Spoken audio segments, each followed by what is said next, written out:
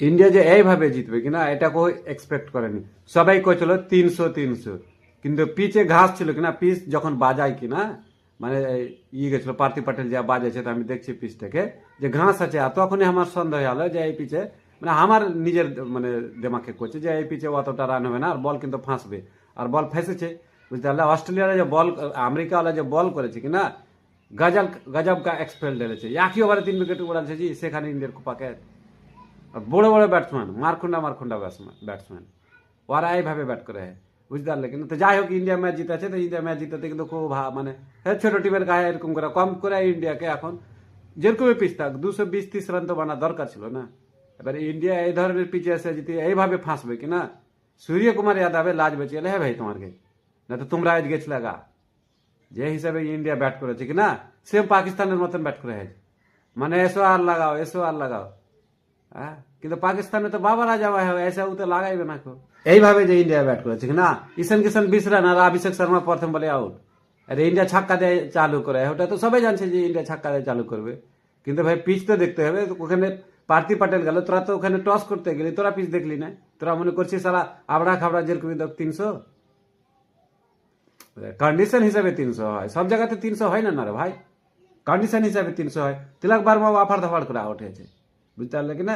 একমাত্র সূর্যকুমার যাদব যে ভালো খেলেছে, আর শিবম দুবেকে বলটা পড়ে যায় জানো, শর্ট লেন্থের বল ছিল, বুঝতে পারলে কিনা? ফাঁসারি বল ছিল ওটা, অবশ্য ওটা ফাঁসারি বল ছিল। তারপরে রিঙ্কু সিং ও ধরফড়িতে আউট হলো, মানে এত ধরফড়ে লেগে হয় সবকে, কিনা মনে করছে যে এরা আউট হয়ে গেছে, আমরা ফের এখন 250 টাকাছি দুজনাতে। এটা ভাই 250 পিচ এটা লয়, বুঝতে পারলে কিনা? এটা 250 পিচ লয়। হার্দিক পান্ডিয়া ই তো মনে হচ্ছে রক ঢিল করতেছে, আরে ভাই উইকেট তো সবটি পড়ে গেছে, তুই এইভাবে খেলবি মানে? তোকে ভালো করে খেলা দরকার ছিল। অক্ষর পটেল সিঙ্গেল খেলে খেলে যেহেতু মানে সূর্যকুমার যাদবের সাথ দিয়েছিল, কিন্তু ওকেও এক যারা মানে ভালো করে খেলতে হতো, বুঝতে পারলে কিনা? তো ইন্ডিয়া যে ব্যাট করেছে কিনা, ইন্ডিয়াকে এইভাবে ব্যাট করার দরকার নয়। তুমি ছোট টিমের সাথে খেলে যদি এরকম পরিস্থিতি হয়, এখানে আফ্রিকা যদি থাকতো তাহলে আফ্রিকার ভাগ্য খারাপ চায় যেটাই করবে। ওটা ওয়ার্ল্ড কাপে মানে 2024-এর ওয়ার্ল্ড কাপে 30 বলে 30 রান কিনা, ওরকে ভাগ্যই খারাপ ভাই, না তো ওটা লিয়ে ওরা আর উড়ে হলো, বুঝতে পারলে কিনা? ওরকে ভাগ্য খারাপ, ভাগ্যতে না থাকলে আসবে না, খুব ভাগ্যতে যেটা লেখা আছে কিনা ওটাই হবে। তো কথা হলো যে ইন্ডিয়ার ব্যাটিং কিনা প্রশ্ন উঠেছে, কিন্তু এই ম্যাচে হয়েছে, আগলা ম্যাচে হয়তো নাও হতে পারে, বুঝতে পারলে কিনা? কিন্তু ইন্ডিয়ার যে বোলিং লাইন আপ কিনা, ইন্ডিয়ার বোলিং লাইন আপও কিন্তু ভালো আছে। এই লেগা ভালো আছে যে মোহাম্মদ সিরাজ 48 ঘন্টা আগে খবর এসে যে মোহাম্মদ সিরাজ খেলবে, আর প্রথম ম্যাচে এসে খেলে তাগড়া লাগালছে, ও ভালো ফেটা লাগালছে, বুঝতে পারলে কিনা? ও মোহাম্মদ সিরাজও তোমার 3 উইকেট লেছে, আর্শদীপ 18 রান দিয়ে 2 উইকেট লে। বোলিং খারাপ ইন্ডিয়ার নেই, অরুণ চক্রবর্তী জানো ওরা ভালো বল করে নেবে, অক্ষর পটেল ভালো বল করেছে, হার্দিক পান্ডিয়াটা খালি যারা ম্যাঙ্গা গেছে, বুঝতে পারলে কিনা? বাদ বাকি সবাই ভালো বল করেছে।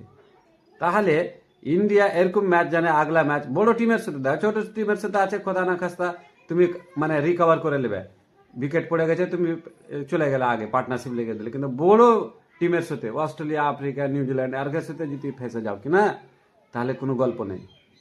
আর এই আপসেটটা খোদা না খাস্তা যদি এজি মানে ব্যাটিং ফলাপ ইন্ডিয়ার হয়েছিল ঠিক ছিল, কিন্তু সেমিফাইনাল ফাইনালে যে যদি এরকম হয়ে যায়, তাহলে 95% যে আমরা 99% কইছে, 90% আমরা এবার ওয়ার্ল্ড কাপ জিতছি, তাহলে তুমি এইভাবে ওয়ার্ল্ড কাপ জিততে পারবা না। প্রথম ম্যাচে এরকম করতে পারবা না, পাকিস্তানও প্রথম ম্যাচে এরকম করলে, বুঝতে পারলে কিনা? আর ওয়েস্ট ইন্ডিজ ওয়ালাও 182 লাহা করেছে, ভাই ওয়েস্ট ইন্ডিজ তুই কমসে কম 220 টাকাইতে হতো তোকে, তুই এইভাবে খেলবি, তোরও একটা কোনো গল্প আমি বুঝতে পারি না।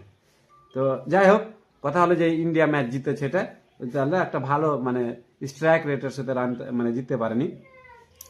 কিন্তু ওয়েস্ট ইন্ডিজের ওয়ালা যদি ম্যাচ দেয় কিনা, তো ওয়েস্ট ইন্ডিজ ওয়ালা একটা ছোট টিমের সাথে খেলতে যায় খুবই একটা ভালো পারফরমেন্স ওরাও একটা দেয়নি, এই লিগাই দেয়নি যে ওরকে ব্র্যান্ডন কিংও চলেনি, বুঝতে পারলে কিনা? তারপরে সে হোক চলনি, হেটমায়া গার্দা খেলে ছেলেটা ভালোই খেলেছে, কন্ডিশন হিসেবে ভালো খেলেছে। রমান ফাওয়েল, বুঝতে পারলে কিনা? ও মোটামুটি ভালো খেলেছে।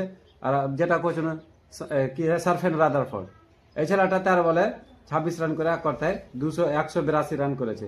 এবার ওরা ব্যাট করতে এসে 147-এ অল আউট হয়েছে। মানে ওয়েস্ট ইন্ডিজের তো বোলিং লাইন আপ অত একটা খাস নেই, তবে ছোট টিমের লেগে ঠিক আছে। ওয়েস্ট ইন্ডিজ এবার গ্রুপ স্টেজে কোয়ালিফাই করতে পারে হয়তো, কিন্তু আগে যে ও মানে চলবে না, বড় বড় টিমের সাথেও চলবে না। এক কথায় স্ট্রং ভাবে খেলতে হবে ভাই, এইভাবে খেলে হবে না, মজবুত ভাবে খেলতে হবে। ইন্ডিয়াকে এক যারা সাবধান হয়ে যাওয়া দরকার, বুঝতে পারলে কিনা। বড় টিমের মধ্যে আছে পারবাল দাবেদার আছে, ওয়েস্ট ইন্ডিজ একটা ছোট টিমের সাথে এইভাবে খেলা দরকার নয়। তোমরাকে ভালো করে খেলতে হবে। হ্যাঁ, তো ফেসবুকে দেখছো ফলো অবশ্যই করো, আর কমেন্ট করো, আমার উৎসাহ বাড়াও।